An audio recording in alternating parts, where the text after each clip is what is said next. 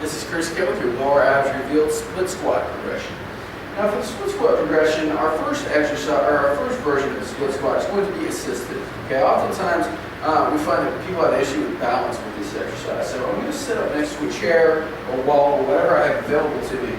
Just drop it straight down and come back up. Okay, and again, what the chair is doing is just helping me to stay nice and forward, drop it down, coming back up. Some form tips with the split squat. Okay, I want to make sure that I'm dropping straight up and down. Okay, that I'm not leaning forward or wobbling side to side. My knee stays behind my toe, meaning I'm sitting back on this front heel. I'm not jutting this forward. Okay, and then I'm not getting any collapsing in of the knee. Okay, if you find that that is the case, I want you to think about just keeping the knee over the center, kind of over the foot here, maybe even pushing the knee out a little bit as you come down to make sure that you're nice and straight and that everything is kind of in line. I mean, with a split squat, everything should be nice and straight, meaning there's no deviation of the knee, the trunk is not leaning forward or side to side. Okay, so like my head is going to be tethered into the ceiling. The good thing about the split squat is, or the assisted version is, when you're just learning this exercise, use the assisted version. Just work the form, work just that perfect, ability to come up and down, and that's going to de-weight you a little bit. Okay, so that's going to be the start of progression there. Okay, once you're able to do 6 confidently there, okay, we're going to move to just a body weight split squat. So from here, just dropping my back knee straight up and down, just like that. All right, once I can do that confidently, all right, we're going to move to our next level, which is a rear foot elevated split squat. All right, what this is going to do is to increase the range of motion. Okay, I have to travel farther, so it's going to be much harder. Okay, so I'm going to start here, drop my back knee to the floor, and come back up.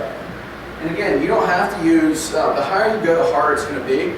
And if you're pretty inflexible, you can certainly put your foot on a lower surface, like maybe a stair step or something of that nature, and then raise as you get better. Okay, what you can also do from this level is do things like put your hands on your head, raise your arms overhead, and again, that's going to increase the difficulty level. So say you want to move from a split squat to something like this, but you don't have the hip mobility, you can simply, put your hands on your head, you can put your arms out to the side. That will make it harder as well, so that's another idea.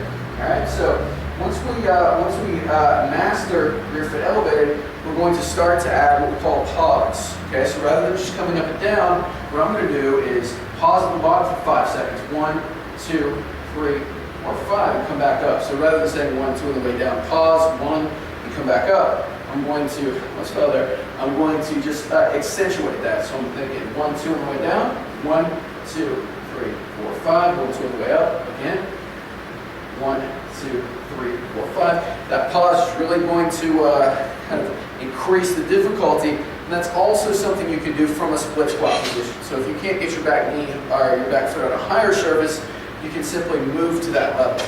All right?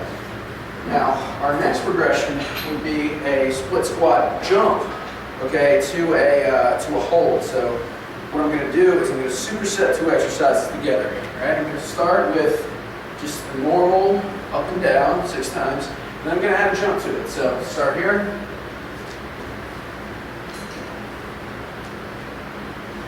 All right, and that's you can also do that from a split squat position. So start with split squat, 6 here, and then add as many jumps as necessary so your muscles start to burn and you go to failure.